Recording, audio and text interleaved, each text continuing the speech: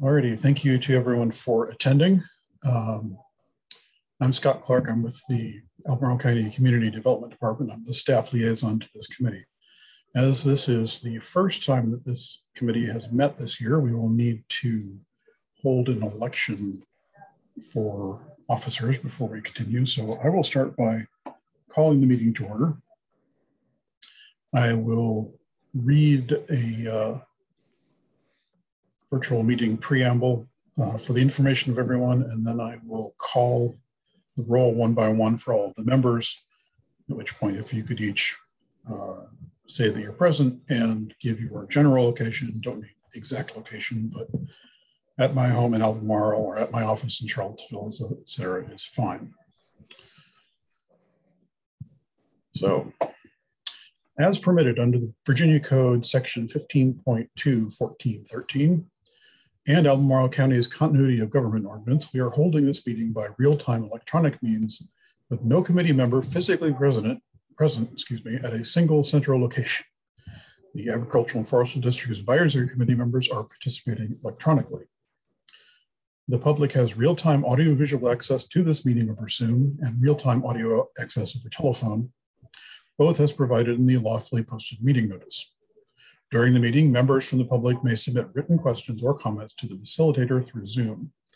The public is also invited to send questions, comments, and suggestions to the advisory committee through the county's Community Development Office at any time. This meeting is being recorded and will be made available on the Albemarle County website. All committee members participating electronically will identify themselves and state their general physical location during the roll call, which I will do now. All right, Supervisor Andrews.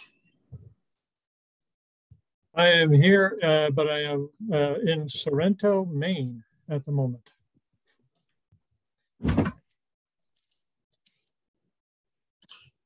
Mr. Bear.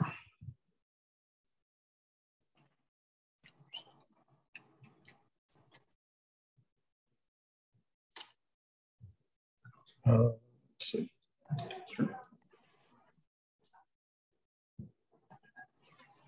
Guess not. All right, appears that Mr. Bear is not here. Mr. Goldberg. Here and at home in Albemarle County, Virginia. Thank you. Mr. Keller. I'm present at my home in Simeon in Albemarle County. Thank you. I believe Ms. Kirchner is not here. Mr. Lynch. I am here and in my home in Albemarle County. Thank you, Mr. Powell.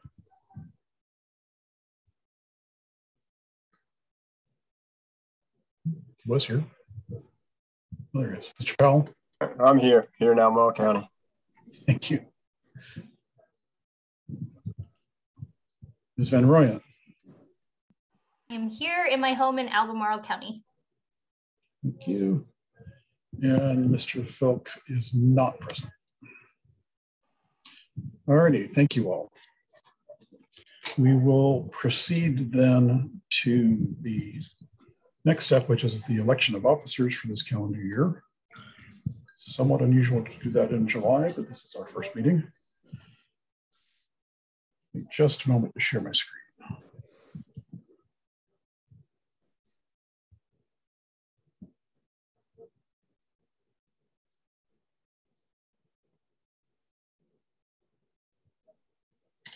Alrighty, so the current slate of officers from last year, Mr. David Powell is the chair. Mr. Bruce Filk was the vice chair, but as indicated, he does not intend to serve in an officer position again this year. And traditionally, the staff liaison, Scott Clark, is elected as the secretary. So I am pleased to take nominations if anyone has one.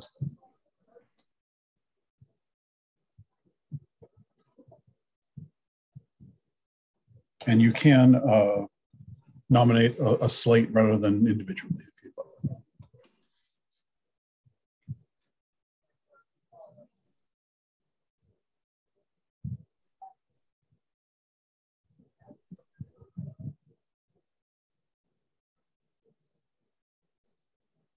I understand that David did an excellent job as chair.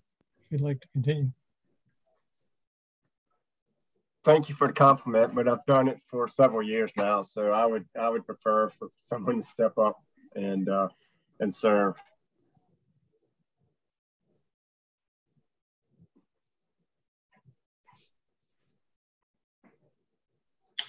Well, it sounds like we have 2 positions to fill with new names then. If anyone would like to nominate people, or if anyone would like to volunteer for a position, that will also help move things along.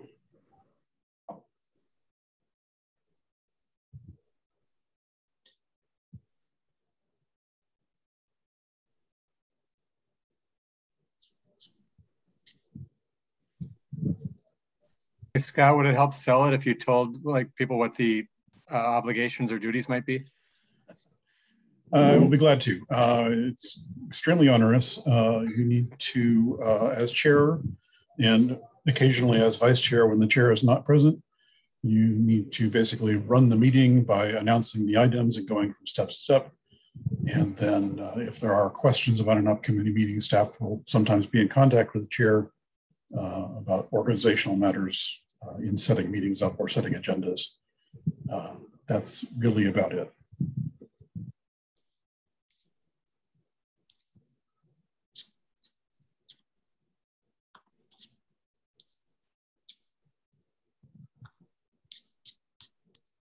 Well, I'll volunteer for vice chair if that helps. Anybody step up to be chair?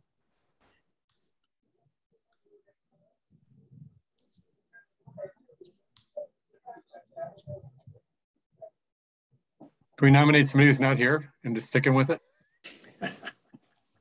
It's theoretically possible, but it's considered impolite. Let's see. This is Tim Keller. I'll volunteer if no one else will do it. Yay. All right, so then I understand that the slate of officers proposed for this year is Mr. Keller as chair, Mr. Goldberg as vice chair, and myself as secretary. And I will take a roll call vote. Just a minute to switch windows here. Right. So, and one reminder, just because this is an unusual setup, I want to remind everyone again that the Board of Supervisors member of this committee, Mr. Andrews in this case, newly appointed, is a voting member of the committee. Mr. Missel, who is the liaison appointed by the Planning Commission, again, is a welcome attendee, but is not by law a voting member. So I will run through the members' names in alphabetical order and ask for a yay or nay on the proposed slate of officers, Mr. Keller, Mr. Goldberg, and myself. Supervisor Andrews. Yay. Let's see, Mr. Bear's not here. Mr. Goldberg. Yay. Mr. Keller. Aye. So works. Kirchner's not here. Mr. Lynch. Yay. Mr. Powell. Ms. Van Rooyen.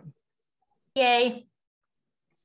And Mr. Vilkes not here. So we have 6 votes in favor, none against for the proposed slate of Mr. Keller as chair, Mr. Goldberg as vice chair, and myself as secretary. Thank you all for patience with that.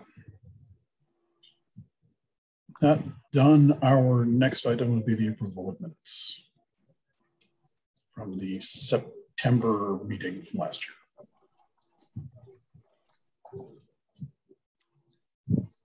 I move approval of the minutes. Second. And I'm sorry, I just need to verify, but that was Mr. Goldberg and Mr. Powell. That's Yes. correct. Okay, I can't see most people when I'm in this screen share mode, so it's a little challenging. All right, I think we can do a voice vote for this. Actually, Mr. Keller, you're the chair now. You can take over and call for the votes.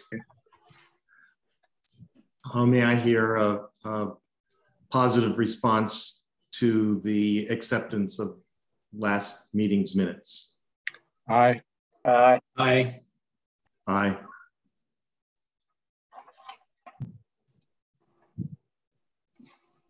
This might be a silly question, but this is my first meeting. So I was just going to abstain because I wasn't part of the prior meeting. Is that acceptable? That's totally acceptable. That's happened before. And I apologize. You had been added to the committee quite some time ago, and I had forgotten that you had not met with us before. So again, welcome. And thank you for clarifying that. So I had five in favor and 1 abstention. Minutes.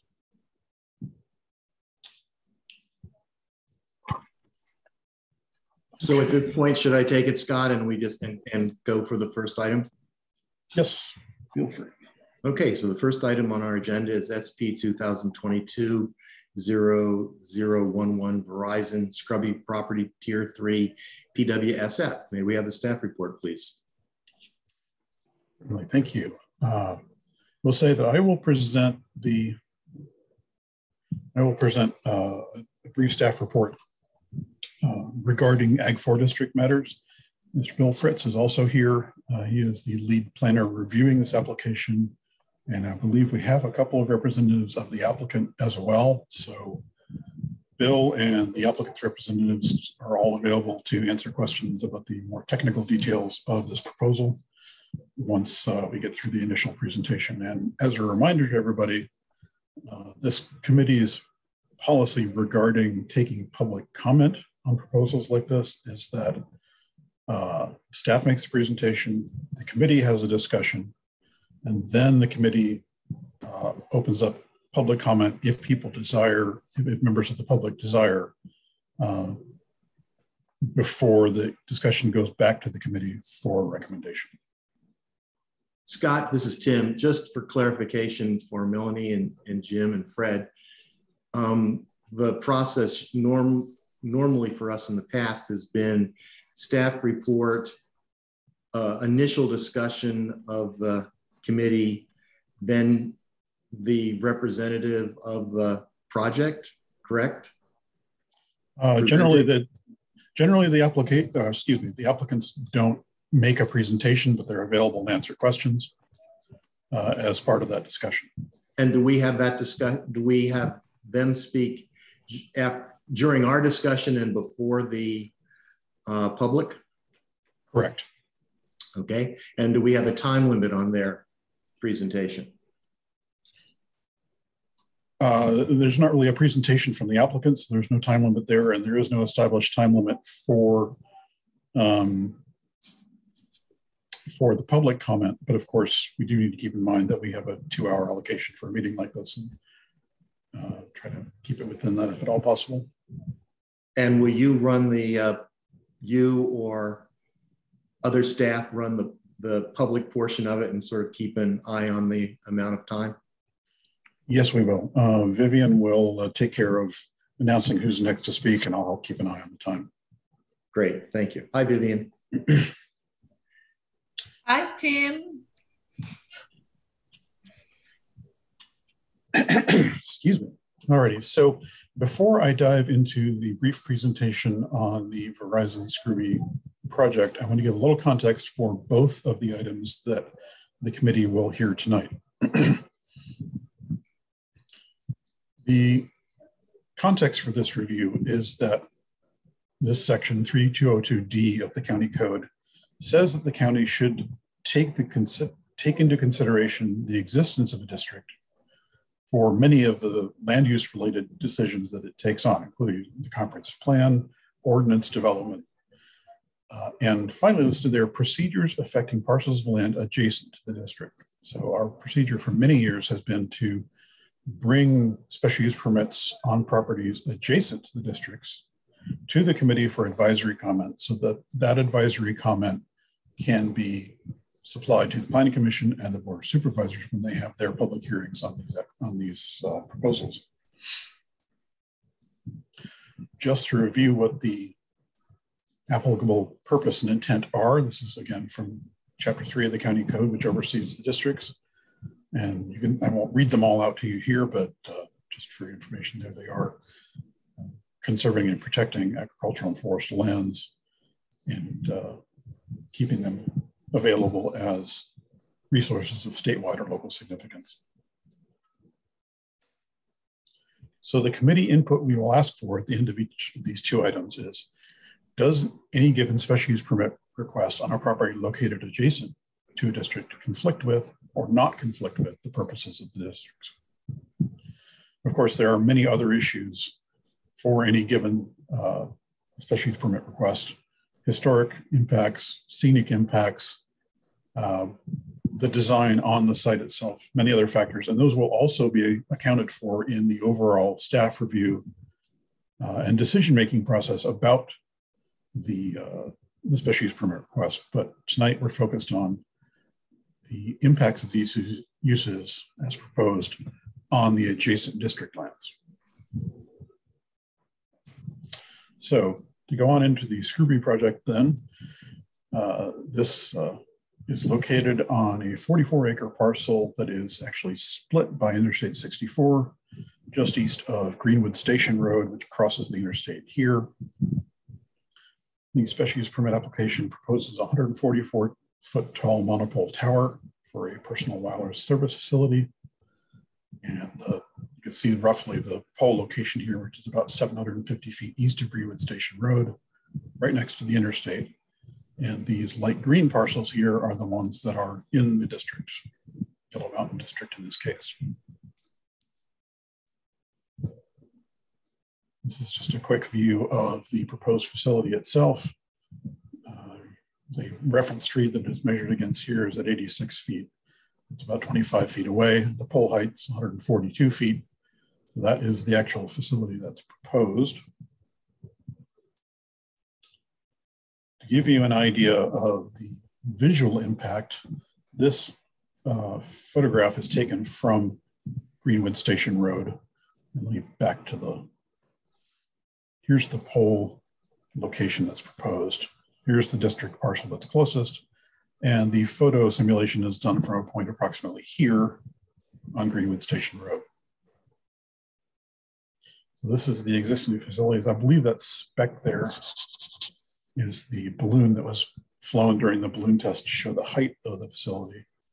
And this is a photo simulation done by the applicants showing the apparent scale of the proposed tower once it would be in place. So this is what the visual impact would be from that point on Greenwood Station Road.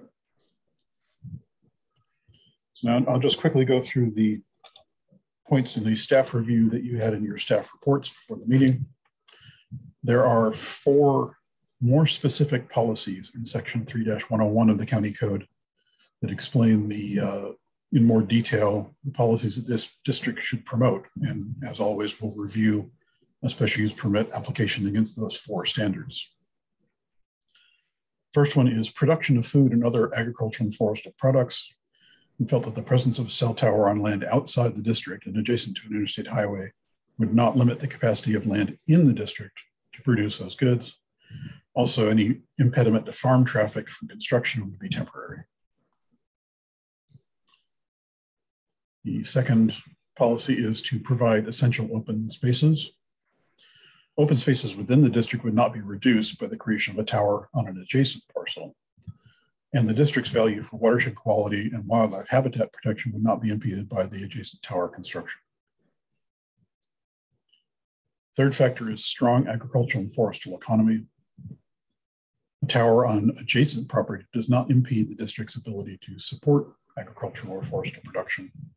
And in theory, farms in the area could use the telecommunication services from the tower. Finally, the fourth factor, to protect and preserve natural resources and retain continuous and unfragmented land. The development of the site would again be adjacent to the district, not in it, so it would not create fragmentation of land, either in the sense of ownership fragmentation or land cover fragmentation within the district.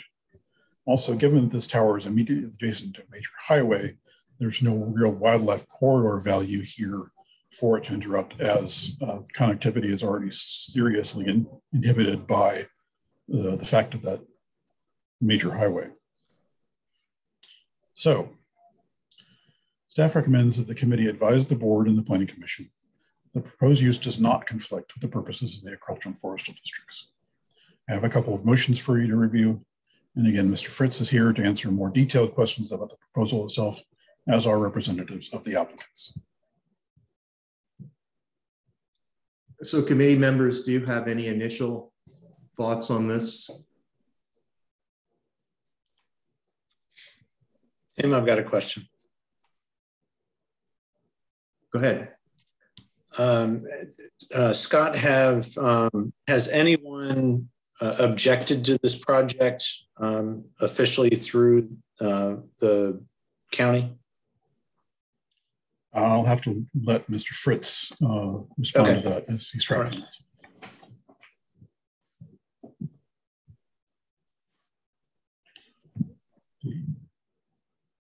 He may have lost his connection. Hang on just a minute.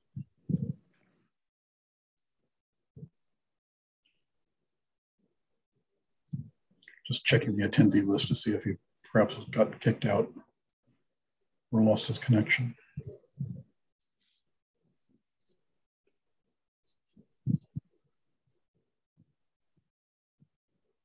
I don't see Bill in the list. He may be trying to get back in. Hang on just a second.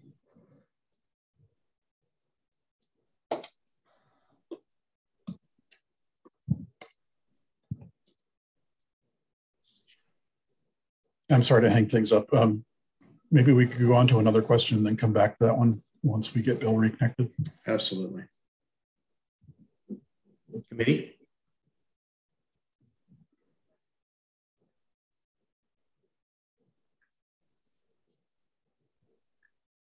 Just ask a question. First of all, good evening, everyone. Nice to see you all. I was curious if this has had the benefit of ARB review yet? I know ARB staff was involved in the review of the balloon test.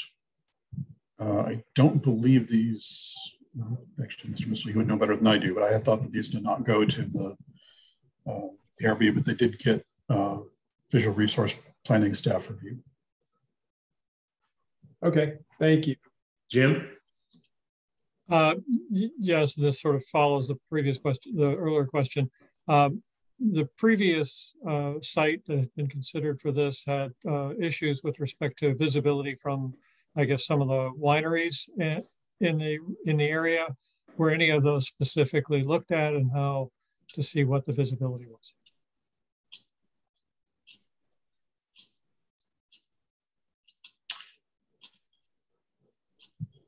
I did not look at that as part of my review, but I believe that when several other staffers were out there, they checked the visibility from multiple viewpoints. And again, I need to get Bill back into the meeting to answer that in more detail, trying to figure out what happened with his connection.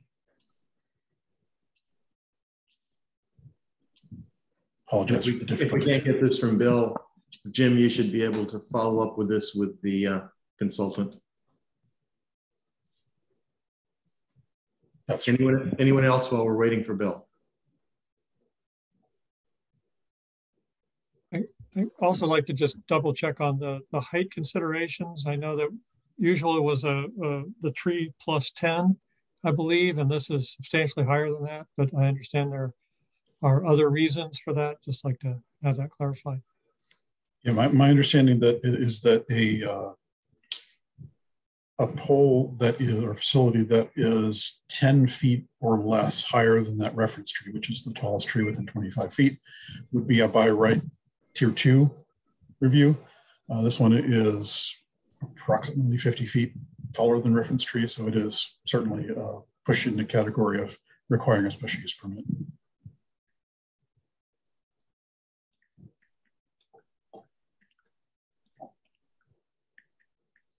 I vaguely recall from my review that the facility, there's the pole, and then there are other things around the pole. Can you remind me how large that area is? I can pull up the plan in just a moment here. Hang on just a second.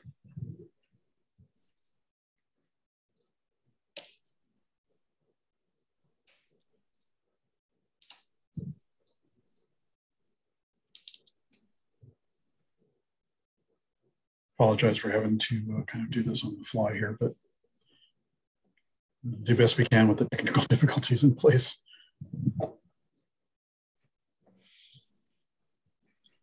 I wonder if it would behoove us to go to the folks who are going to present to us, and then if the question's unanswered by then we can hopefully have Bill back on by then.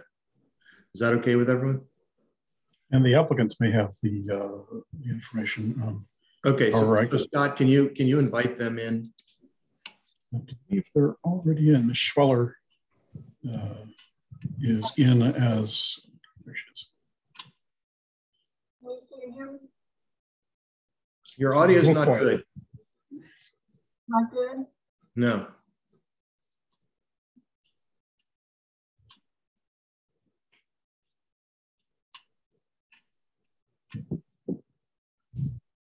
Is it any better now? Yes. Yes. Great. Okay, good. Nice to see you all. I'm Lori Schweller. I'm an attorney with Williams Mullen representing Verizon Wireless. And I do have some slides that might help, but I won't show them unless we need to. I'll just go through and answer the questions as best I can that you've asked so far.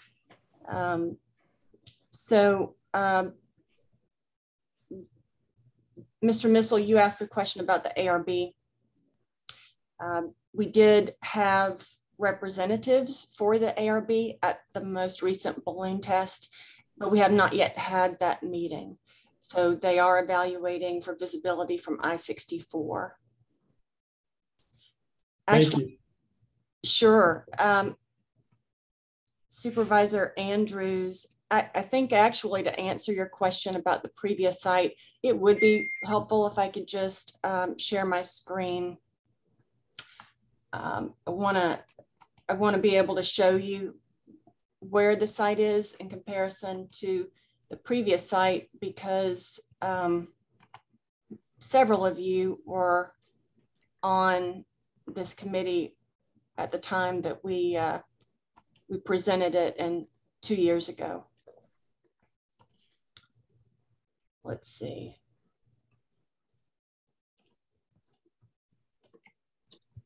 Do you see a slideshow? Yes. Okay. I hope you still see the right slideshow. Yes. We're seeing your next slide preview as well. Okay. If I can fix that quickly, I'll fix it. Otherwise, I won't waste your time on it. It's hard to get to the right screen. Let's see. That's it. Okay, great. All right. So as Scott showed you, this is the parcel. The original project that some of you may have seen a couple of years ago was on this smaller parcel owned by the same landowner. So here it is again, and the agricultural forestal district parcels that are nearby include Septenary Winery, Seven Oaks Farm here to the south, and here is Mirador Farm. These were the two landowners who were most interested in the site when we went through this process a couple of years ago. Because of their concern about visibility, we moved the site from where it was on this parcel about 750 feet to the east. This is where it is now. And this lease area is about 40 by 40 feet. So it's very small, quite similar to the way it used to look. It's just moved, as you can see here, moved from this tree area along Greenwood Station Road to right on the edge of this field. And you can see that's 740 feet. So I just wanted you to be able to see that and to explain why we did that. And what we were trying to accomplish with that is to minimize visibility from Septenary Winery. And at this point, you can't really see the balloon from the tasting room. We had a new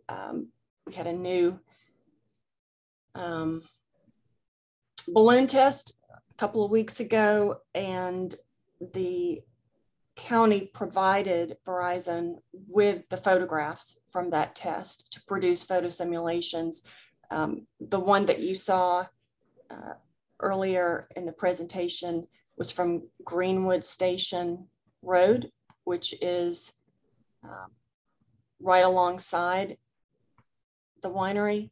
And you could see that it wasn't very visible. The concerns of the winery owners had to do with visibility from the tasting room and at the entrance. They weren't happy with the pole being near the entrance. And they also didn't want it to be in the view shed looking west from the tasting room. With it here, we worked very closely with them to find a suitable spot. With it here, from the tasting room and other places that you just don't see it, it's not in your field of vision. And so that's the reason, that's one of the primary reasons why we moved it. It also makes visibility from Mirador Farm much less, because it's 740 feet farther away from Mirador Farm. And so it's just barely above the treetops. What that does though, however, Supervisor Andrews, requires a taller pole. The elevation, and this is why we didn't have it in this location in the first place, or one of the reasons, the elevation drops about 35 feet. And so in order to get the signal over the trees to the south, southeast, southwest, southwest over toward Mirador, southeast over toward Septenary, and you have to have those antennas just above the trees. And that required the height that we're now requesting. That does make it much more visible from I-64, unfortunately, but it's a trade-off that we had to make to preserve the views from those historic parcels.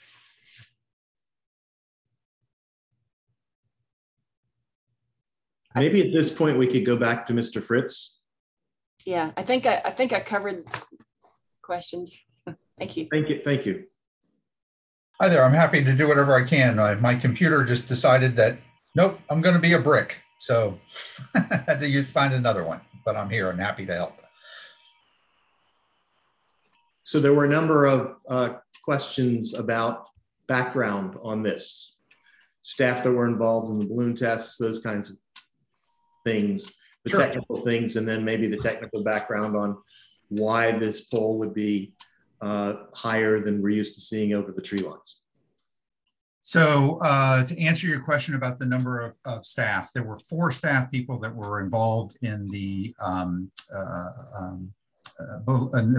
photographs for the balloon test. There was myself, there was Kevin McCollum, who is really doing this as a learning training exercise. He's not actively reviewing the request. He's sort of seeing how applications are done.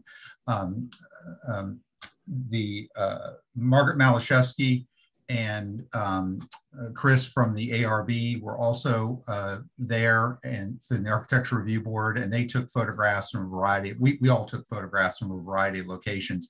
We actually drove around to multiple sites in the county, in the area, and we took photographs. Those photographs were then provided to the applicant, and we said we'd like to have photo simulations from points A, B, and C. So that's how those photographs were developed. Does that answer that question? Jim, does that get at what you were wanted? Yes, that's helpful. Thank you. And then your question about the site and the design of the site, I think is what you're asking, and you know, why is it so tall over the trees? As Ms. Schweller said, that what they're trying to do is they're trying to provide the same coverage with this site that the other site would have done. As you know from past applications and the way the policy is written, you can achieve the same coverage with multiple sites, with multiple treetop sites. And what they're trying to do is they're trying to provide the same coverage with a single site, and therefore it's to provide a greater amount of coverage with one site, you go higher. That's the simple answer to the question. So did you weigh in on the staff report? Because I guess another alternative would be to have suggested several lower poles. Staff does not make suggestions on what the alternatives would be. That's not our policy, and that's not the policy of the county, of the wireless policy. We simply review the application that's before us, and not whether or not is there a better one somewhere else, because yes, there probably is a better one somewhere else. But what we do is we look at the application that's before us and determine whether or not it meets the requirements of the ordinance. Thank you. Other questions? Bill, have you received any complaints from the public on this new proposal? I have not received any correspondence from anyone stating opposition to the request. I have received some 2 or 3, I can't remember exactly right now, letters or emails in support of the application, and those will be forwarded to the Planning Commission and the Board of Supervisors. They both state a need for coverage in the area. Thank you. Melanie? I had a similar question, a little bit broader around what feedback. So for example, were there any questions or recommendations around a better alternative?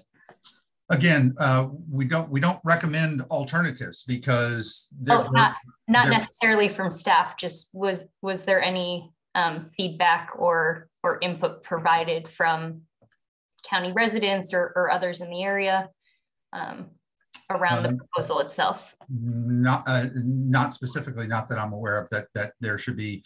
Now, there was a prior application. I was not directly involved in that prior application. And I know there was great concern about that, or there was significant concern about that.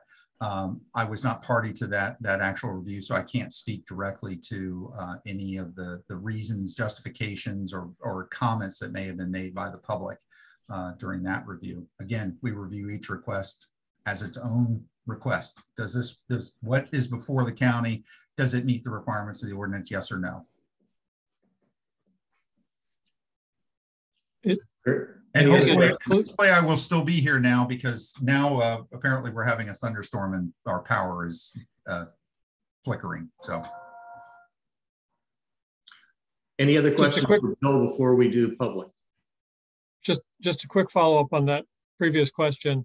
The notices for the meetings, I guess, would have gone to most of those same people who were at the previous hearing 2 years ago. Did they sign up? Is there whether they received notices?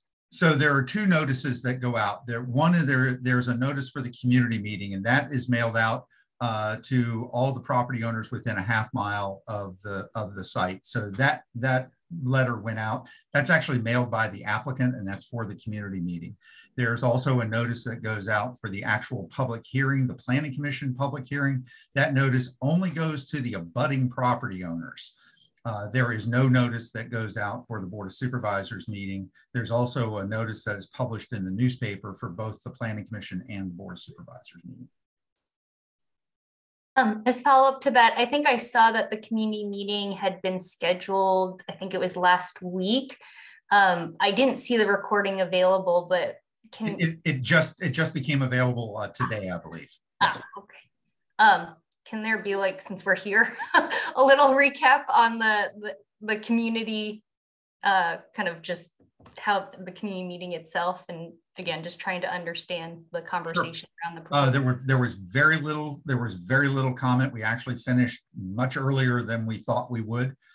We had scheduled an hour for it, and I think it went 40 minutes, and that included my presentation and the applicant's presentation. And there was general support. There was no opposition that was stated or at the meeting at all. It was very limited conversation. Some questions about process, but very limited comments. Vivian, could we hear if there are any members of the public who care to speak? And not at this time. So, if anyone who is attending would like to make a comment to the committee, please use the raise hand button at the bottom of your Zoom screen. And let's have the applicant hold, and then we can have the applicant speak after we've heard from others.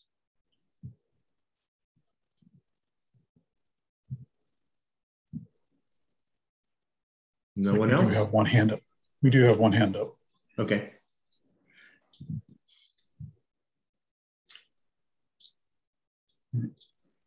Shannon Delano is the first person with the hand up. Okay, we have Shannon Delano.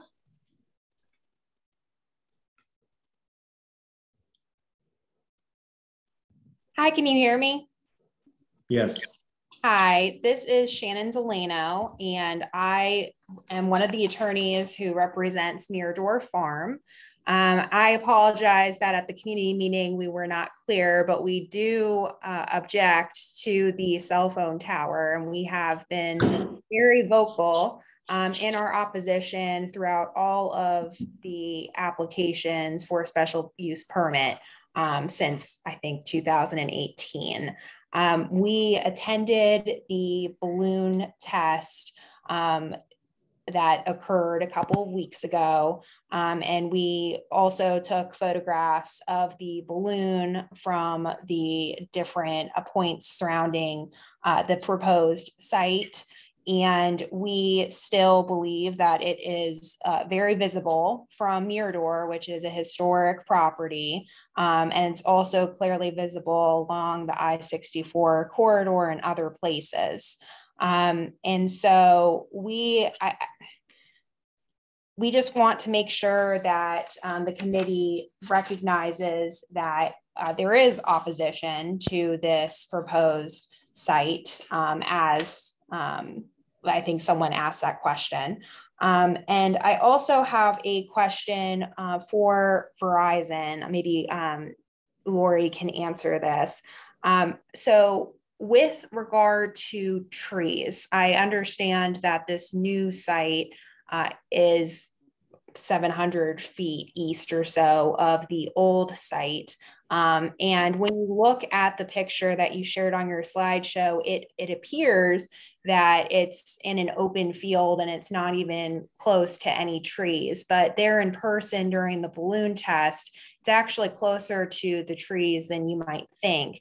And so I'm just curious about whether the surrounding trees are going to be impacted by the construction of this proposed tower, if it gets to that point. Certainly there's going to have to be a lot of equipment that is driven through on that access road. I don't know if anything's going to need to be widened. And so there could be a lot of disruption that would result in the removal of trees, even if that's not the intention of Verizon. So maybe if you can address that, I'd really appreciate it. Sure, I'd be happy to. The new location is in a field. It's in a field immediately east of the stand of trees where the previous location was, and it's immediately south of the trees that border I-64. So it's nestled in a corner of Mr. Scrooby's field in an unforested area. So there won't be any trees that need to be removed. The trees that are screening it from I-64 are in the VDOT right-of-way. And obviously we won't remove those and won't have control over those. I think. If I may real quick, just so you know that the ordinance actually requires them as part of the plan, as part of the review, to note the trees that are going to be removed, and we include that as a part of our analysis to determine if it increases the visibility of the site. And when we consider a facility, a personal wireless service facility, we are literally reviewing it from the top of the lightning rod all the way back to where it connects to the public road. So we include how the power is going to get there, what trees are going to have to be removed, access, all those things. There's an existing road. Minimal clearing is going to be required to get back there. The road will have to be upgraded. They'll have to put gravel down, but minimal tree removal will have to happen. Some scrub. Shannon?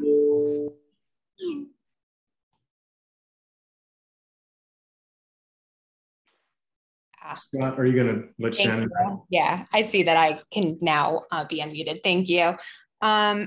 So yes, I have seen in the application that it notes whether trees are going to be removed or not, and I understand that Verizon's not planning to cut any down, but I just wasn't sure if in the process of all the construction that some would be affected. But I also understand that the actual procedure for the protection of trees, the plan to protect trees, that's not developed until later in the process if it gets to that point. So I just have a couple of other comments and questions. So as we discussed last time at the this committee's meeting for the last special use permit, there was a discussion about aesthetics. So I understand that the committee, you all need to consider that that the district must promote certain policies, and yes, that includes the essential open spaces and the protection and preservation of natural resources, and aesthetics is, I would think, are part of that. And this tower is going to be high above the tree line. As Mr. Clark mentioned, it's pushing the special use permit, the need for a special use permit in this situation. And I think the committee needs to take that into account.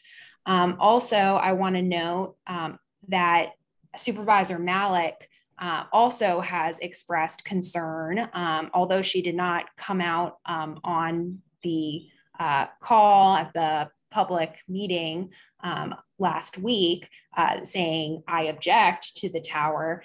She certainly expressed concern. So I just want to make sure that everyone is aware of that as well, since someone had asked that question earlier. Thank you. Thank you. Is there anyone else? Clark? Scott?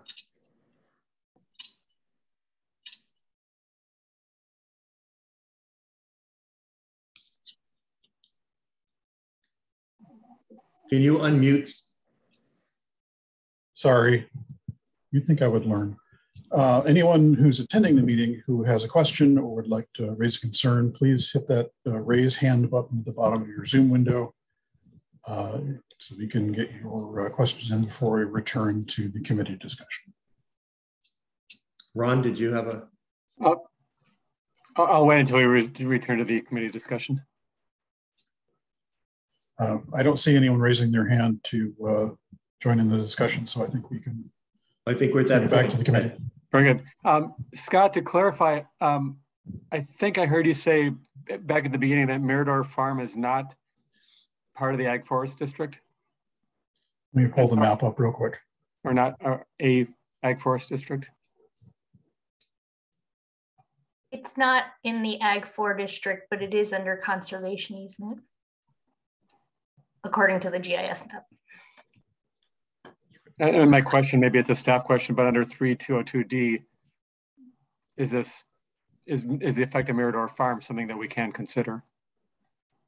Since it's not. Again, the committee's role is to comment on the impacts on parcels in the district. So the winery parcel, here's again in red is the tower parcel. The winery parcel in green here is the is in the district. Mirador is here, sorry, is here on the west side of Greenwood Station Road and is not included in the district. Thank you. Bill?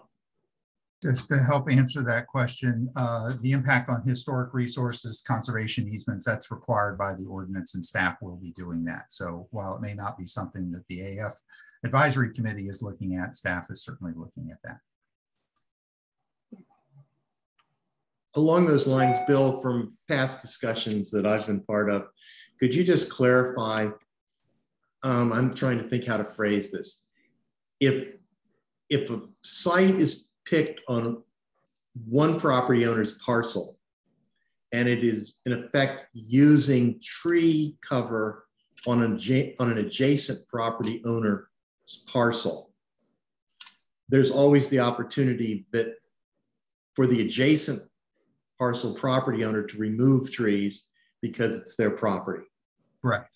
We can't take that into account. I mean, I know that that's sort of outside the purview of this, but it is another visual component within the view sheds of all of these projects, correct? Just as the possibility for trees to be planted in a foreground situation around a pole that over time would grow up and shield it to some extent.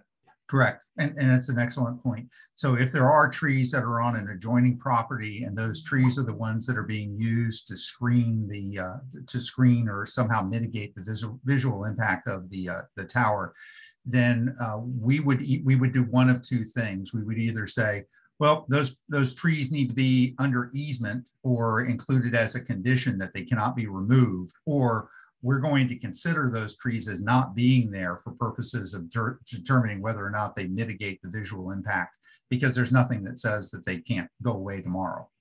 So either they have to be protected, or we essentially consider them as not protected. Thank you. Welcome. Are there other questions for staff or applicant before we pull this back and have our final discussion and vote? I don't have any questions, but I'm going back to I think 4 points that Scott said we are to consider. I do not see any of those 4 points as being an issue based on the placement of the cell tower. So I just wanted to start that off, and when we get to the motion part of our conversation, I can make a motion. But there was a lot of talk that added a lot of nuances on top of those requirements, and I don't think that's our part to make decisions based on those other factors. I think that your point is well taken. However, I think that because we're sort of one of the first of the advisory groups to vet all of this and vet the public's views are important. But yes, when we vote, we're going to come down to those particular points that Scott has outlined for us that are within our purview.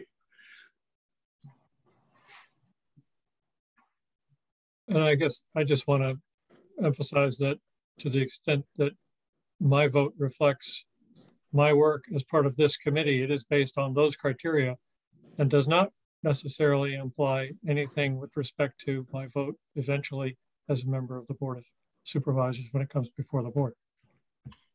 I appreciate you saying that. And when I was on the Planning Commission, I was doing the same. Since Fred's not a voting member, he's not put in that same position that I was in the past and you are now. But yes, there are many factors, as Scott has outlined for us, that come into this decision later on that are not necessarily all under the purview of this body. But it shouldn't hamper anyone from feeling free to express their concerns as long as they're clear on their vote that we're going by the criteria that we are responsible for. And please feel free to continue the discussion, but at any point you want to see them, I can put the suggested motions up.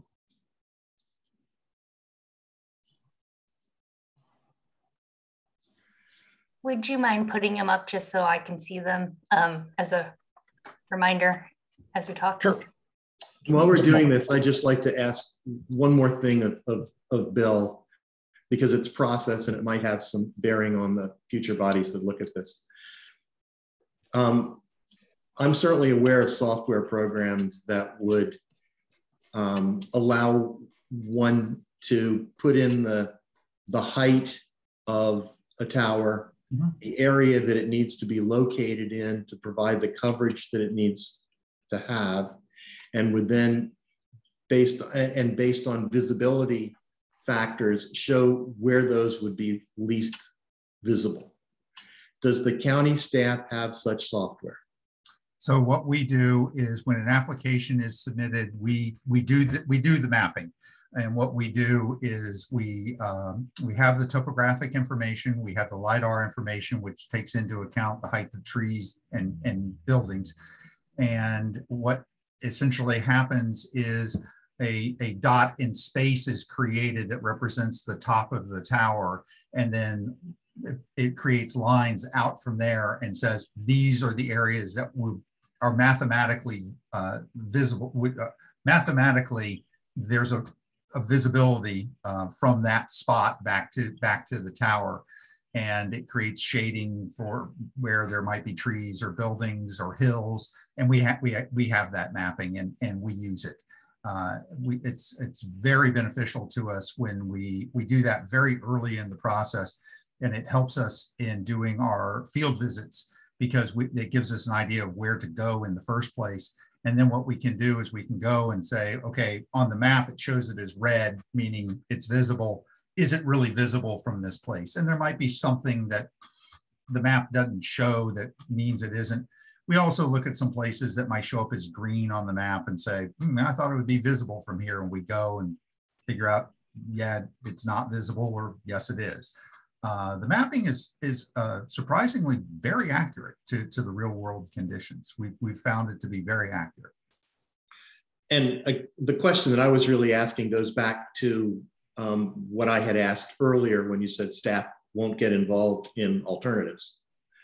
But that question is, do you have the software package and capability that allows you to know where the best point in that area is for the least visibility?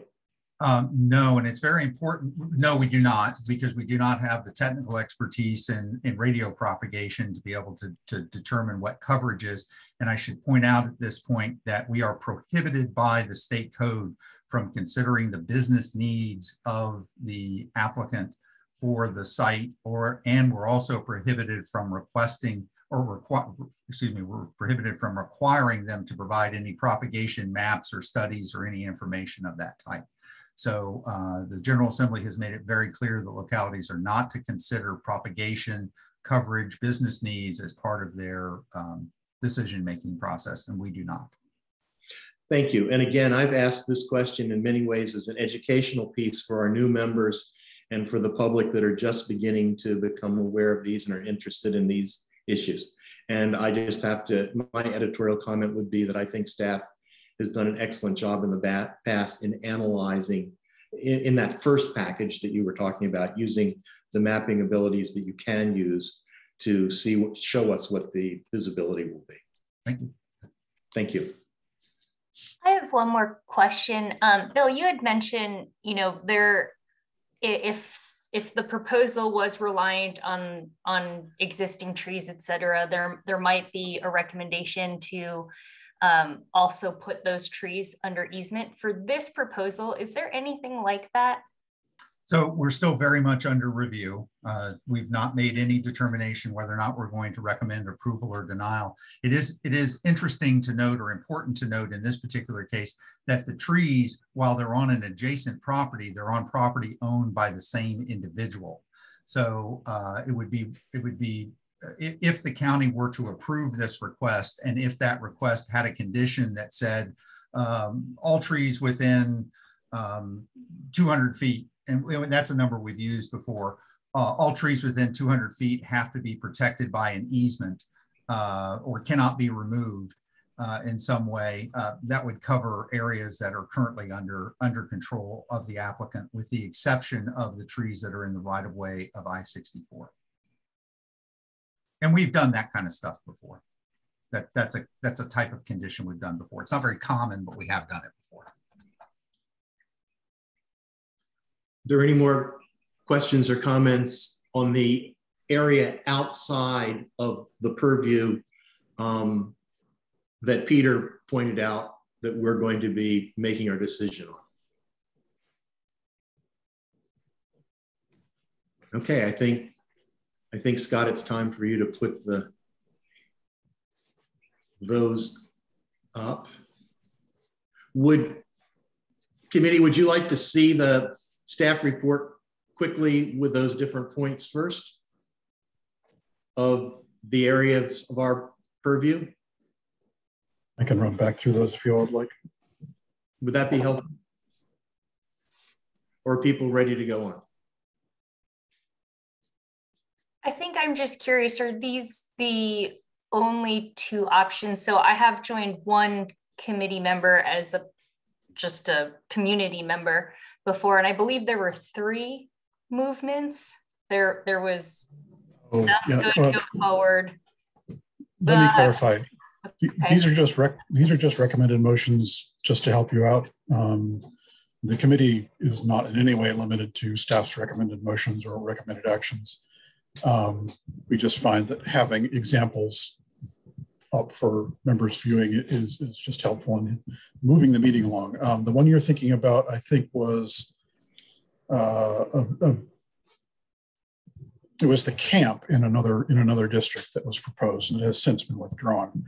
And in that case, staff didn't have a strong recommendation. It was looking for the committee's input, and we laid out 3 possible motions, but that was fairly unusual. We almost always do it this way with 1 positive and 1 negative sample motion, but of course, you're free to do different motions or to modify these motions as you feel is appropriate. And this committee really doesn't have under its purview an opportunity to make suggestions for conditions as would a planning commission or board of supervisors. So that's why in this case, and I suggested that Scott, if you could just put those points that the state of Virginia, the Commonwealth of Virginia allows us to comment on.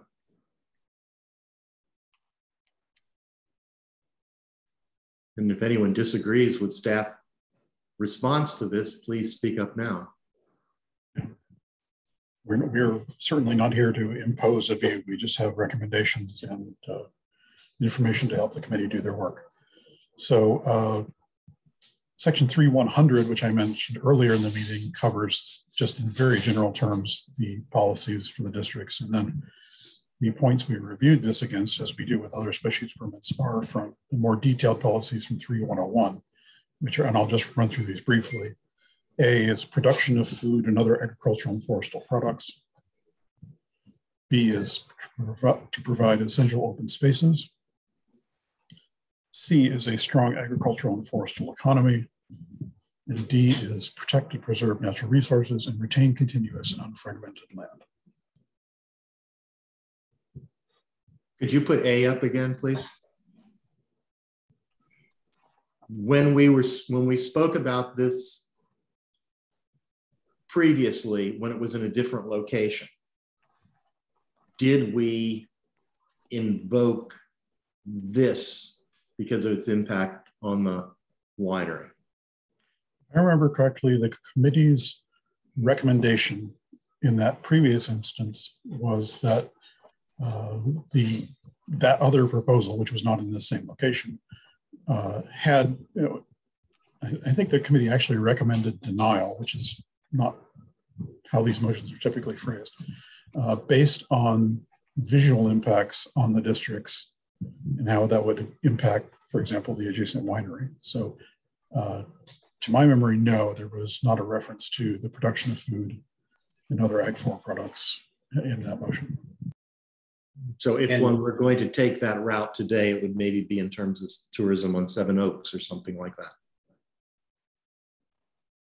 I believe that was discussed during the last meeting, yes. Does anyone care to see this anymore? Or are we ready to go on to voting this up or down? I'm ready to make a motion if that's great. Okay. All right, so I move that the committee finds that SP 2022-0011 does not conflict with the purposes of the district because the 4 categories, there is no conflict with the categories that were cited. Is there a second? I second. Is there any further discussion? Scott, could you call the roll?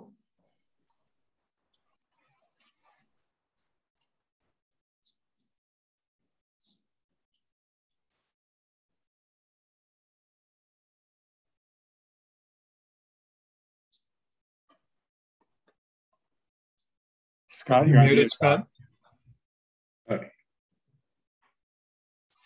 Apologies for that. Let's see here. Just doing a roll call vote one by one. Ms. Van Rooyen? You're muted. You're muted.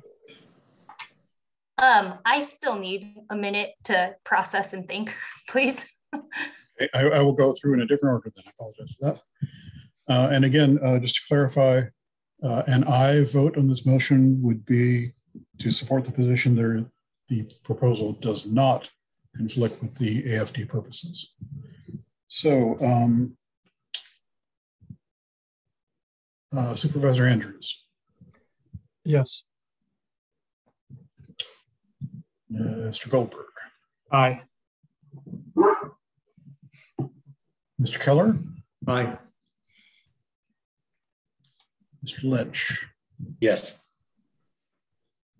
Mr. Powell. Aye. And Ms. Van Rooyen.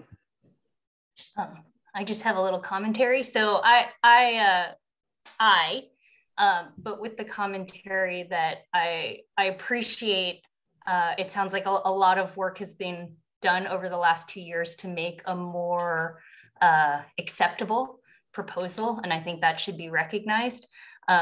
With the lack of Ag 4 district representation from the community, I'm going to assume that this current proposal is acceptable to the Ag 4.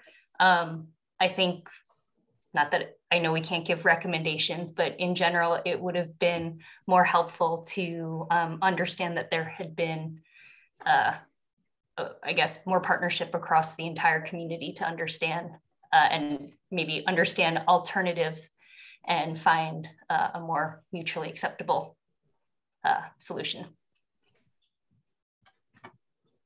Thank you. So Scott? So that was a 6-0 vote in favor of Mr. Lynch's motion that the proposal does not conflict with the purposes of the districts. Thank you all. Are we ready to move on to the next item?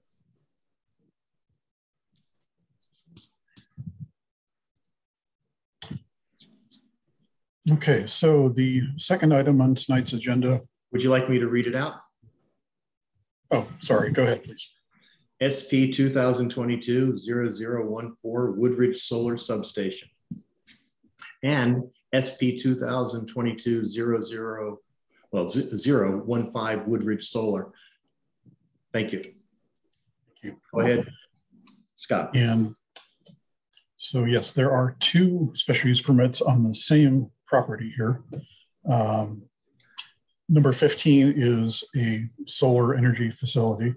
Number 14 is a substation that would connect that solar facility to the transmission lines that run through the area. As you can see, there are several parcels here which are shown on the map. The site totals about 2,259 acres. The darker gray shown on the map there is the 1,500 acres. Right? Yes, that would be the limits of disturbance within that larger property. So for grading, fencing, earth moving, all of that would be that dark gray area.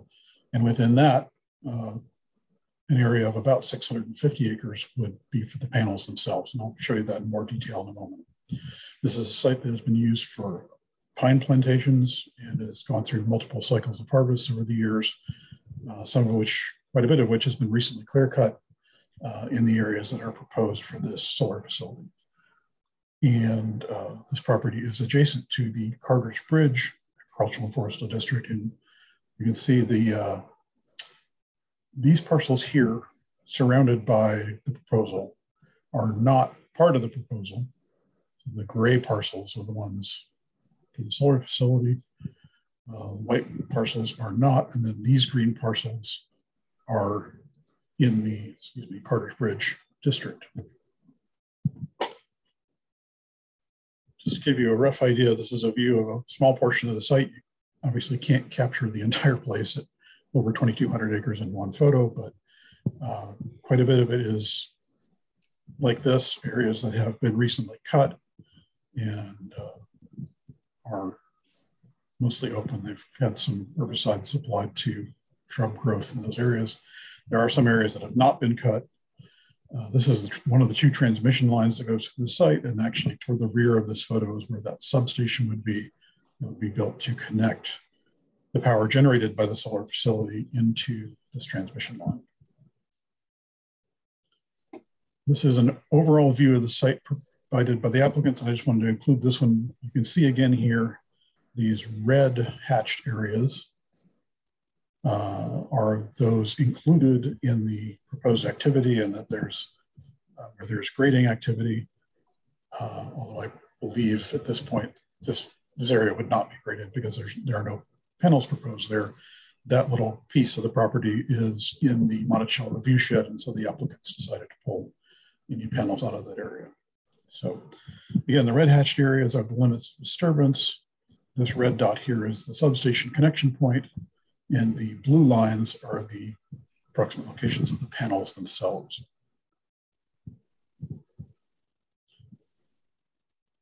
As part of their general special use permit application, the applicants, who are here tonight to answer any questions you may have, provided quite a bit of visual analysis. I'm just going to go through a small portion of it because this star here indicates where the Ag 4 district parcels are, and this viewpoint 1 is the one that's closest to those parcels. So I'll just run through that.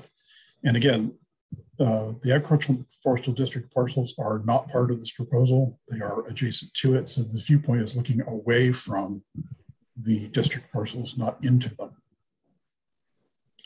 So this is a viewpoint 1 is an entrance into the property that has been used in the recent past.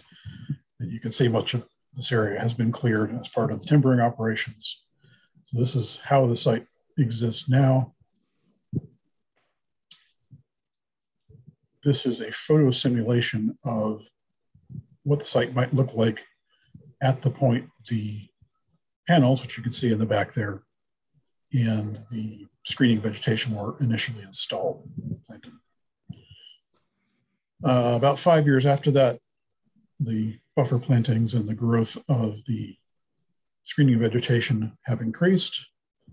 And then at the maturity point of the vegetation, again, you have quite a bit of screening. There is some visibility directly down this entranceway. You can see that there is a screening area of visibility between the road and the beginnings of the site, and then more along the edges of the fenced panel area. The applicants, I'm sure, can provide much more detail on this if you're interested. So I will return to the same 4 factors for staff review of special use permits adjacent to the districts. Under production of food and other agricultural and forestal products, we felt that the presence of a solar energy facility on a parcel that is outside the district will not limit the capacity of land in the district to produce agricultural and forestal products, and that traffic impacts would only occur during the construction period, leaving very little traffic to be generated afterwards as this passive facility sits on the site, so that interruptions for any farm traffic in the area would be limited. Section B, under providing essential open spaces, construction of the solar facility would not directly affect open space protection on the adjacent district parcels. And the fact that much of the site has already been clear cut means that there is not much forest fragmentation left to be avoided or connectivity to be offered by the former tree cover on the site. Also, the majority of that tree cover was not native hardwood forest, but pine plantations. Strong agricultural and forestal economy. Again, the solar facility would not be in the district, would not impede the district land's ability to contribute to that economy. But please note that the issue of the use's impacts on rural land uses in the area in general will be addressed in the overall special use permit review. And D, protect and preserve natural resources and retain continuous and unfragmented land. Development of the site for the solar facility would not create fragmentation of land ownership or land cover within the district. This is already a somewhat heavily fragmented site on its own, but again, it's not in the district, and you wouldn't increase those effects inside the district. So, staff's recommendation: while the proposed use would have significant impacts on its site that would need to be managed through site design and conditions of approval, it is not expected to impact agricultural resources on the adjacent land in the district. Therefore, staff recommends that the committee advise the board and the planning commission that the proposed use does not conflict with the purposes of the agricultural and forestal districts. I'll be happy to answer any questions. I'm the lead planner on the review of this proposal. The applicant's representatives are also here to answer questions that I don't have the details on. And I'll stop sharing and make it easier to have a discussion. So questions are welcome. Alex, who wants to go first? I will start with the same question, but I'll make it a little more specific. And I should have said it this way last time. Were there any complaints from property owners, especially from the, I think there were 3 district properties that are surrounded by this, relating to the 4 categories or criteria that we are deciding on so far? Let me answer that in 2 parts. First, regarding the owners of that Ag 4 district land, before I get to the more general public response. The owners of that land have been heavily involved in this process, have met with me, have met with the applicants, Mr. Raymer, who's here as the applicant's representative, and have expressed some concerns and are participating in the review. I know that that owner is particularly concerned about the possible impacts of invasive species occurring on the solar site and then possibly spreading to her property or other adjacent properties. I don't think it's my place to say whether or not that landowner is firmly opposed to or in support of this use, but I know that she has concerns about the impacts of the use and is participating quite a bit and working with the applicant and with us to get the information she needs. Thank you, Scott. To answer more generally, for landowners who are in the area and who have contacted staff or who have who attended the community meeting, most of whom are not in the Ag 4 district. There has been quite a bit of opposition, in part to concerns about visibility and property values on those adjacent properties. Also, and although this was not anything related to the solar development, and I don't believe the applicants knew about it, fairly recently the landowners applied herbicides to retard the growth of hardwoods on the cleared areas while they're waiting for various applications to resolve. So there was quite a bit of criticism from surrounding landowners of the aerial spraying of herbicides on the timbered portions of the site. That wasn't really anything to do with the Ag 4 district. It was more about the impacts on the site and possibly on the adjacent residential parcels.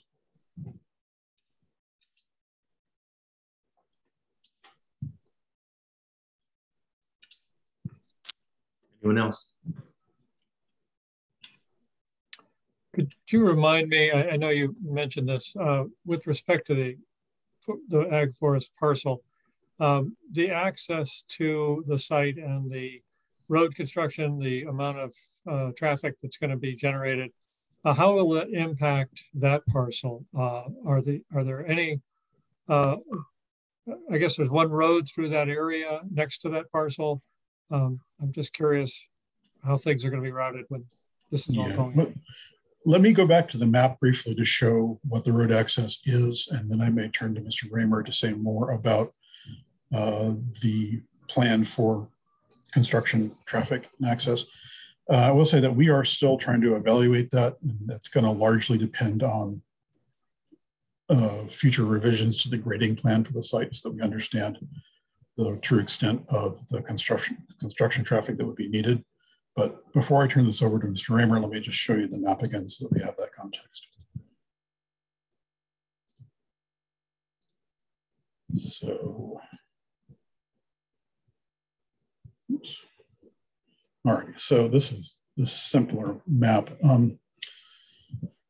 So there are two major roads connecting with the site. Secretary's Road, which runs from Blenheim over toward Woodridge through the center of the site from west to east. This has certainly been used in the past for access to the site. And for example, you can see here on Secretary's Road, there's an access way. And I believe there's one here, but Mr. Raymer can correct me. Jefferson Mill Road on the east side of the site is directly adjacent to the site there. Rolling Road and President's Road both connect in from the north. So there's one main road to the center of the site, but there are several different access points to the site and obviously with private driveways and such, there are several access points to the property. For example, when we did our site visit with staff, we went in through a private driveway that came into this southern portion of the property to see where that substation location is. So there's several possible access points and a few different roads that get there. But I think it's safe to say that Secretary's Road and Jefferson Mill Road will see a lot of the access traffic. So I'm going to stop sharing and then let Mr. Raymer answer that in more detail if he has information. Hey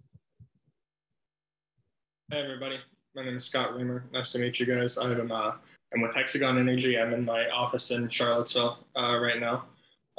Thank you, Mr. Clark, for the introduction. Yeah, in terms of the access road and a few things to say. In terms of where the actual Ag Forest District is that we're in discussion over is along Secretary's Road.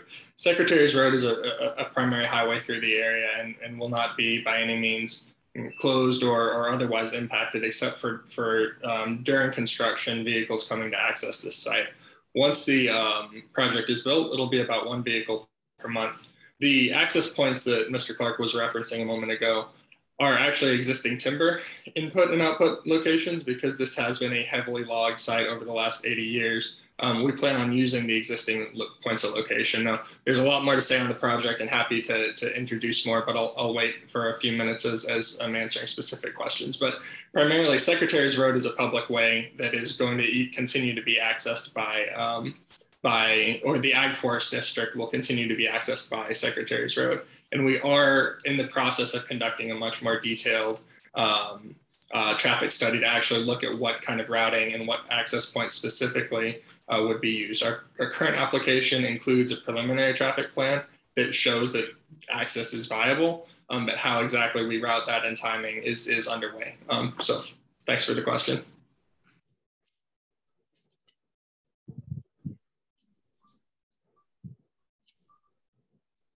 I guess I'll ask another if that's all right. If nobody else has one right now, I'm also struggling a little bit with my GIS map app at the moment.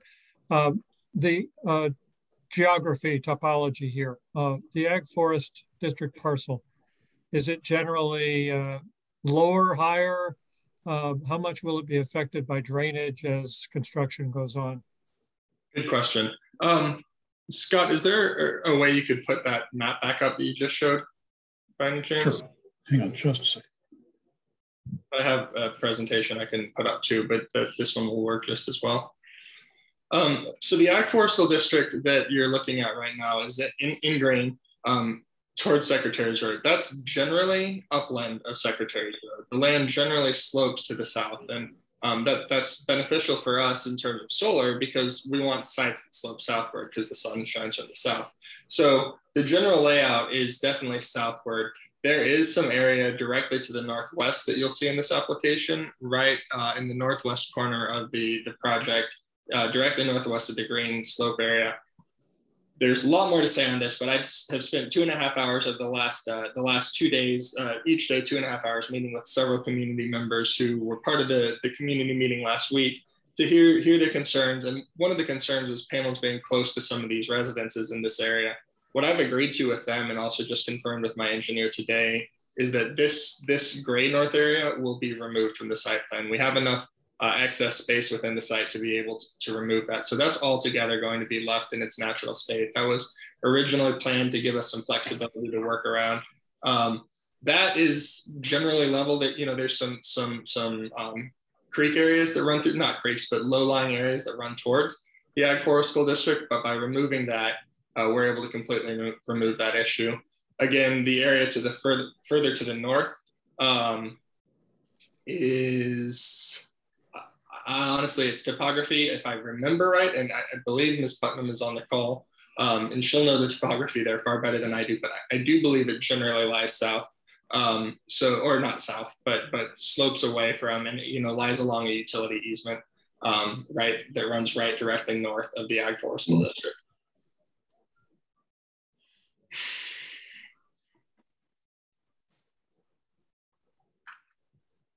Thank you. Thank you. Other members?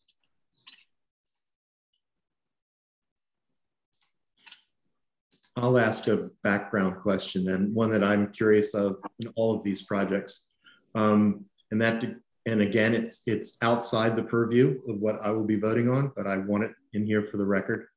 So I guess I could pose it in the form of a question to Mr. Remmer. Are there any projects that you're aware of where the solar panels are being mounted in such a way that there's no topographic manipulation of existing conditions, where the legs of the panels are set at different heights so that you're achieving that same height level for the top of the panels without significant earth movement? It's a good question. And I'd say yes and no, both, because in some cases, it all depends on the nature of the site in terms of how you're able to build it. Long and short, the panels can handle a slope of up to 15%. So we can build based on the tracking technologies that we're using and the fixed tilt racking systems that we're using. Sites need to be at 15%, which is, you know, 15 feet up or down for a 100-foot run to be handled. And so if you have a site that has everything less than 15%, then yes, certainly. You know, I started working in this field primarily up in New England, and in one project I had a perfectly flat area that didn't even have to bring a piece of equipment in to move a piece of dirt. It was perfectly level. So in that case, yeah, no problem. In others, in Maine, I've worked on a few that have some slope to them, but didn't require any grading because it was all within 15%. This site is interesting, and particularly in this region, there tends to need to be some grading. So there's certainly grading proposed here. But what I'd like to pitch this as, and that's not just a pitch, it's what I truly and firmly believe. And by any means, I'd love to go on a site tour with anyone and everyone who's interested. And I've done this with several folks and several of the supervisors already. This site is very highly degraded. This has been used for industrial timber for 80 years and has unfortunately not been treated particularly well. The topsoil is about 1/2 inch thick across a lot of it. It's clayey. And what's starting to happen throughout a number of spots is scour and channeling is happening across several of the steep slopes that exist on it. So what you're getting, in our wetlands delineation report talks about it, is runoff of sediment into Turkey Run and following down into the following watersheds. The grading that we're proposing to do here, which again, we're seeking to maximize the minimization, if you will, because grading is expensive and it's disruptive, is to bring the areas that we need to 15%, only those areas that we need. By removing panels and moving them to different areas, we're able to optimize that. And that's yet to be finally done. But 15% without any channeling is going to be a smoother slope to allow the sheet flow to actually go much more slowly into these channels and actually stop erosion from the site. So yes, we'll need to grade some here.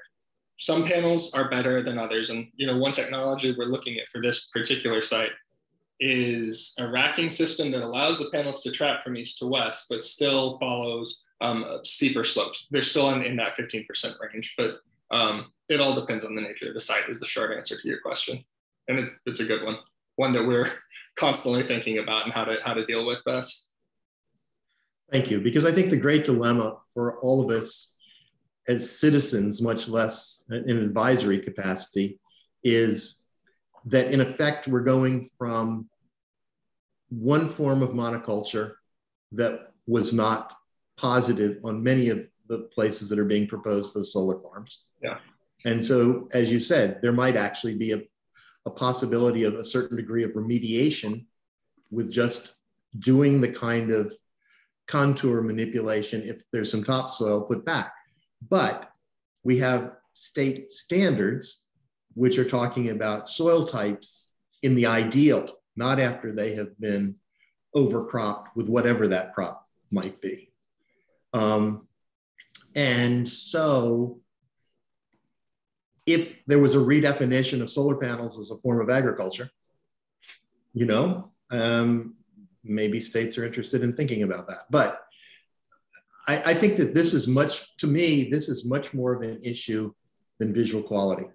What we know in terms of visual quality is that if you ask people who are less than 30 about whether solar panels or wind turbines are negative views on the landscape, you'll get a much lower percentage of them expressing that than the older age groups up to the older citizens. So the screening, the whatever, that's something that the other bodies are going to have to think about and staff's going to have to think about. I'm really concerned with taking soils that are productive and talking about remediation, that they can be remediated later.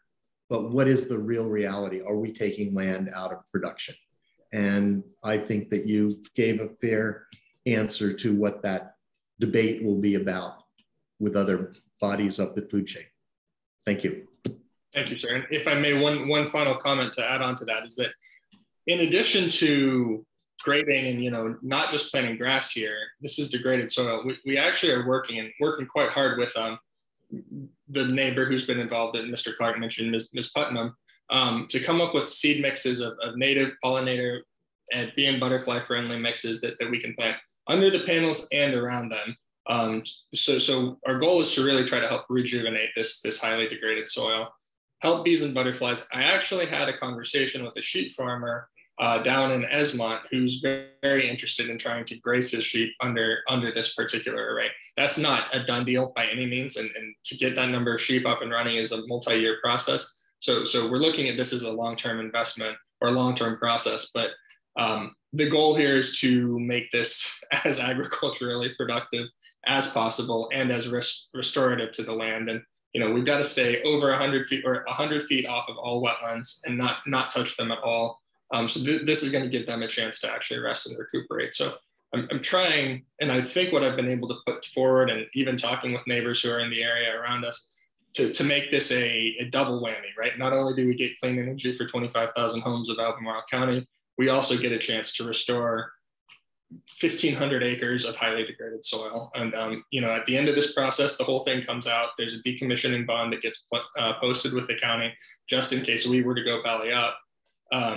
So at the end of it, county has cash on hand, assuming we're not around to take it out, which I fully plan on being, and the land goes back to a restored state. So we're working on getting that right, and that's part of the conversation I've been having with the community. But thank you for your comment. Next. So this is more, I think, me being new to the committee and asking. So I appreciate everything, Tim, that you were asking, and Scott, the responses, because that is really helpful context. We just said in the last proposal that, you know, the original proposal from 2 years ago was denied because of visual impact on the district.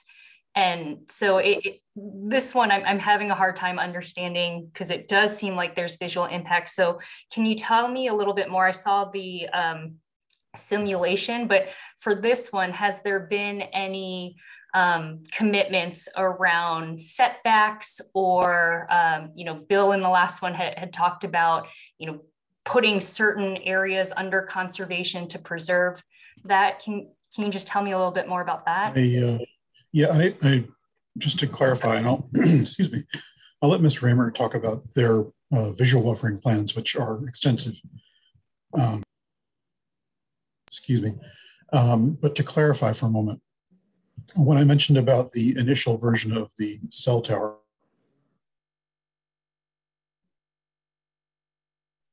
apologies for the interruptions, that proposal was not denied based on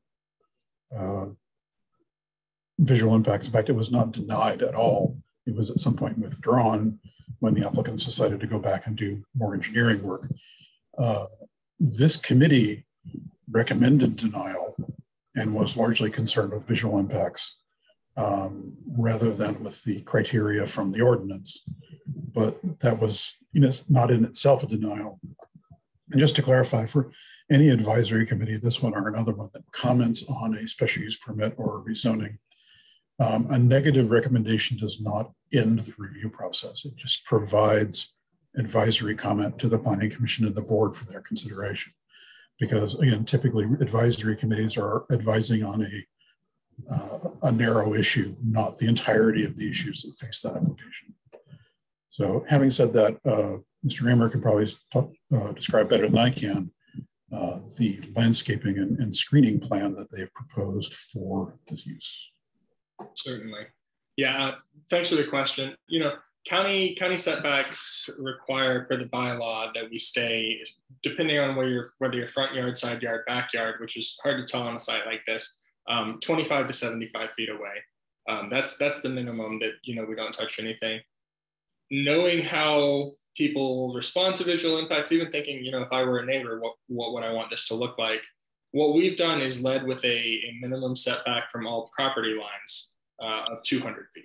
And in that 200 feet, 100 feet of that is either existing trees that are already there that will grow up. So there's going to be a 100-foot unbroken buffer of thick pine trees that either already exist or that are going to be replanted. So we'll leave all that in space or in place. In areas, and then the next 100 feet behind that is going to be and this kind of gets into that pollinator planter mix. It'll be a tall meadow grass, bee and butterfly friendly pollinator mix that I'm working in conversation with Ms. Putnam to try to come up with what a good mix for that might actually look like. That's native, that doesn't cause invasives to propagate in the area. Working on what that exact mix is. We have one proposed, but I think we're going to try to step it up a little bit. In addition to that, in potentially high visibility areas, so like along Secretary's Road where we showed that visualization, behind that 100-foot uncut tree buffer, our proposal is to plant a mix of both native evergreens and native shrubs that's 20 feet thick, so that there's a green stop behind that tree buffer that grows very quickly and very tall. And that's sort of what you see in that visualization is those initial green hemlocks. I think eastern hemlocks are in there and a few others are planted there. So you end up with 120 feet thick of visual screening, plus then an additional 80-foot setback. That's our primary approach here, has been to just set back as far as possible from neighbors, as well as to just consciously place the panel so that they're not overly close to anybody or any large group of people. Is that helpful? Thank you. Others? I'd like to ask the question about reflectivity, which was a big issue early on with solar panels and seems to be much less so now.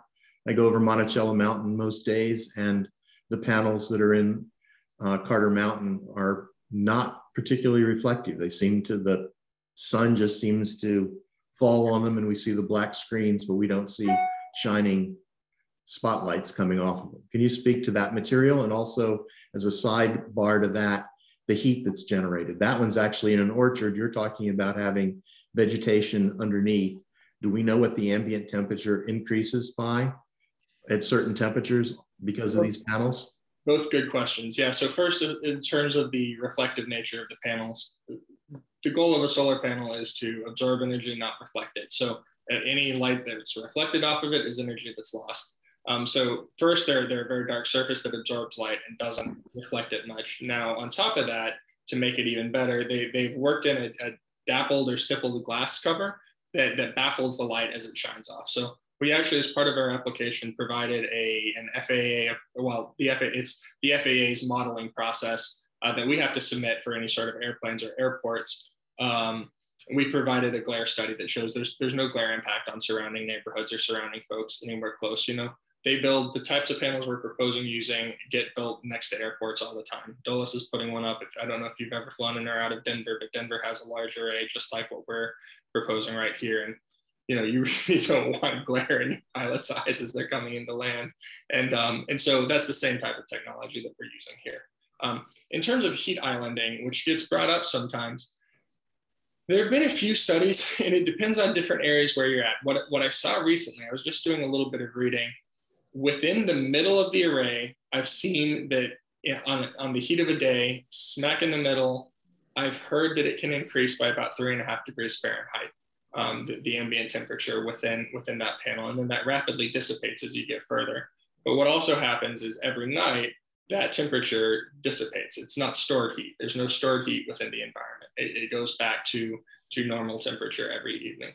So you're not looking at a notable increase, and especially when not even an increase, when you take into account that there's 200 feet of setback, of which 100 feet is a very thick pine buffer. Temperature increases are not going to be an issue. Anyone else? Scott, any public shown up?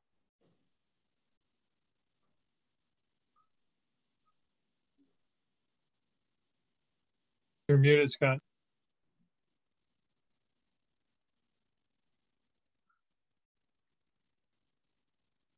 I'm muted again.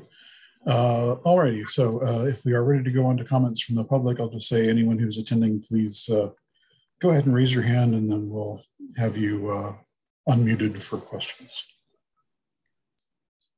There are no comments at this time. Oops. Oh, actually we have Bob Putman.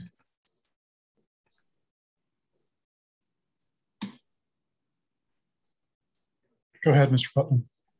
Yes, I've been listening to the commentary here. Christine has been busy, so I'm filling in. But a couple of things I wanted to say. There was a question about the site view from our land here, and yes, most of the site that's going to be in the solar panels is lower than we are. We're above it, and of course, we don't see the view because we're in the middle of the forest. So it's the people on the road that are going to have a view of the solar panels. And another one of our concerns, of course, has been brought up today quite a bit, and that is the grading and what that's going to do to to any attempt to actually grow some kind of a meadow or he calls it pollinator crops or something like that. I'm worried that the soil is already very poor, and that further destruction of that thin topsoil is going to make it pretty hard to plant anything in there and get it to grow anything that you'd want to grow. I'm sure there's some invasive species that would like it. And those are our main concerns, I think, unless you can think of anything else, Christine. Well, yeah, I think that does cover it. And, and just making sure that the invasive species are managed because they will migrate in. Right. Yeah, you can't just, go in there, redo the site, throw some seeds out and leave, somebody's going to have to be there to manage it and make sure that, what is planted there works. I think that's it. That's it. Thank you. And I'll just point out for the committee's context, Bob and Christina are the landowners in the adjacent district parcels. So just to give you, that's whose perspective you were hearing there. And just in general, I will say that issue that they raised of soil management, replanting, and ongoing vegetation management of the solar site itself will be part of staff's review and staff's discussion with the applicants as we go on.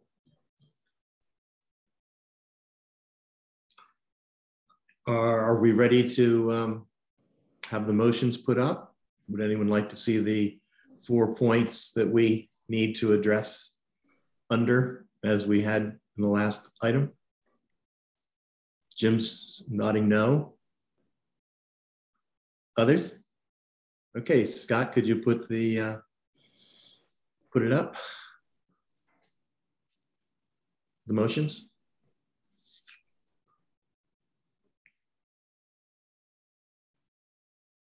Do I hear a motion? Does that work? Can you all see it now? We can.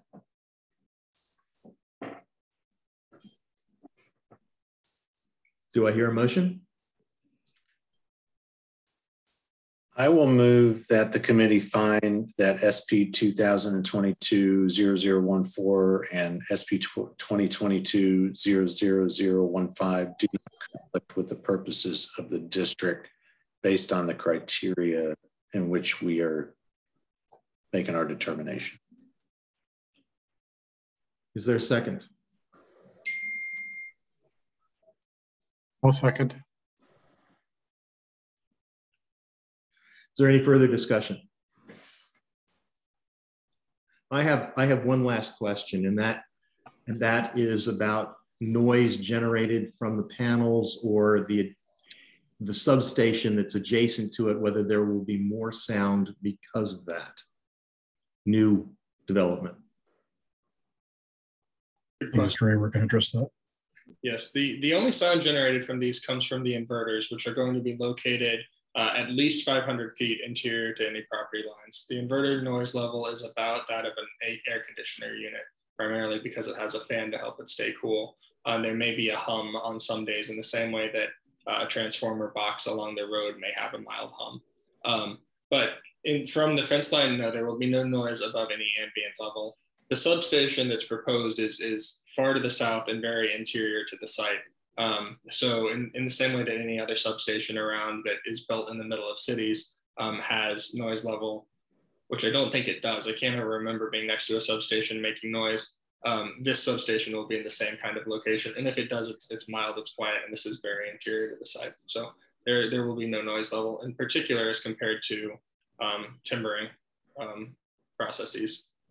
I hate to do this in the middle of the motion, but I apologize to you all. I'm just remembering a couple of things from past discussions about these, which again could affect our folks who are in the district closer by. And that's the reason this last question.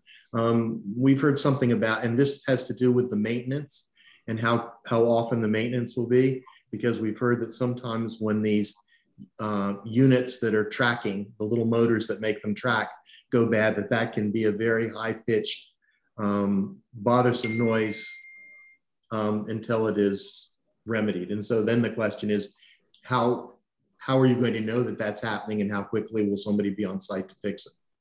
Good question. I actually have not run across that one yet, so I'll log that into my notes. What my understanding is all of those rows, if it's a tracking system that's being used, they're remotely monitored constantly and remotely controlled to track the sun directly.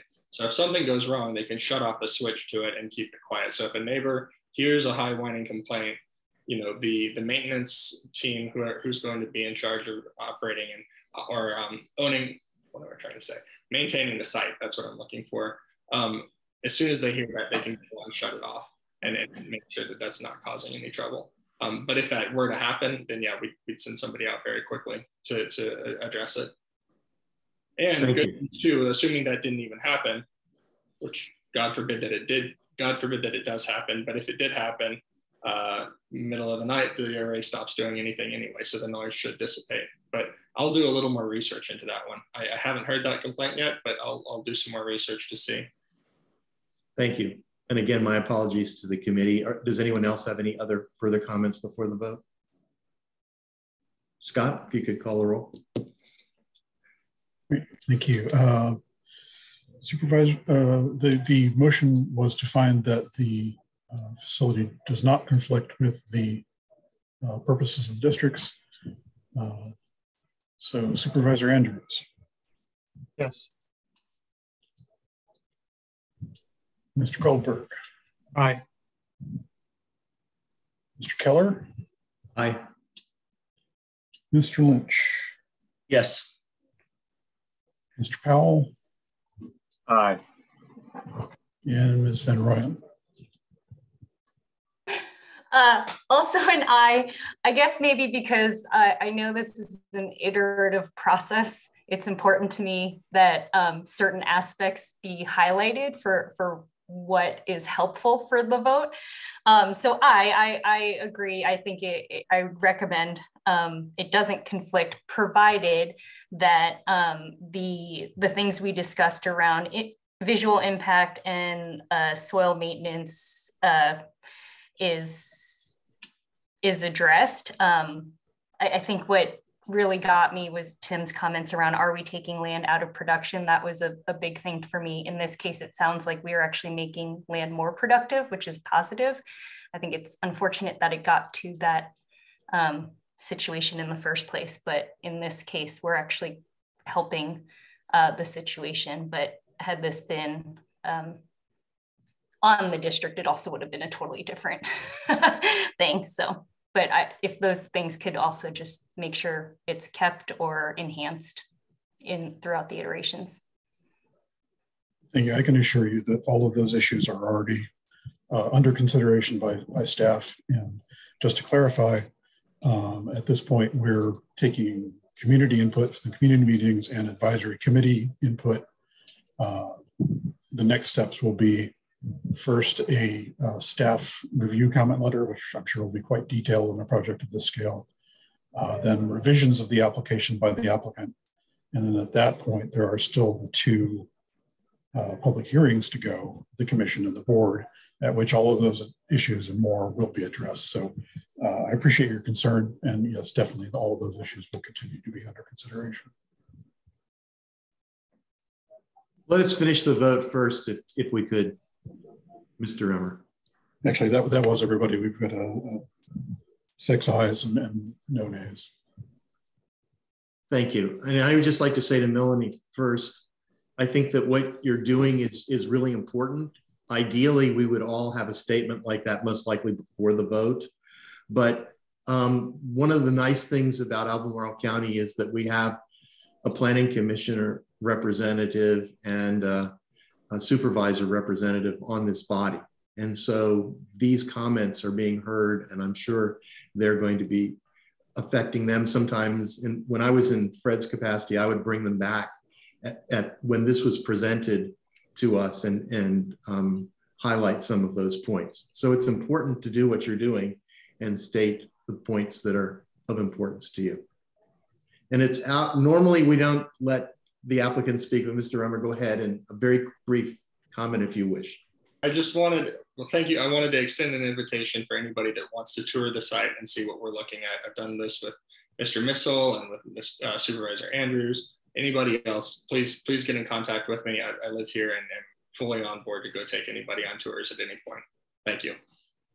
Yeah, I would just echo 2 things. One of all, first of all, Scott's a great driver, so I would take him up on that. And secondly, Melanie's point and Jim and Tim's points, every planning commission meeting has an agenda item that is here, and those committees that I attend, I report out on. So I will do so about this as well.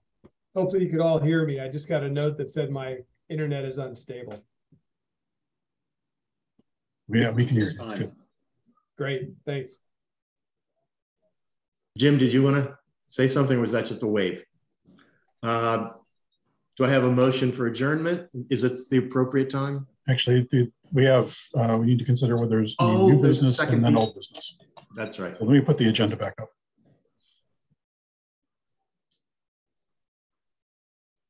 I always forget these second parts.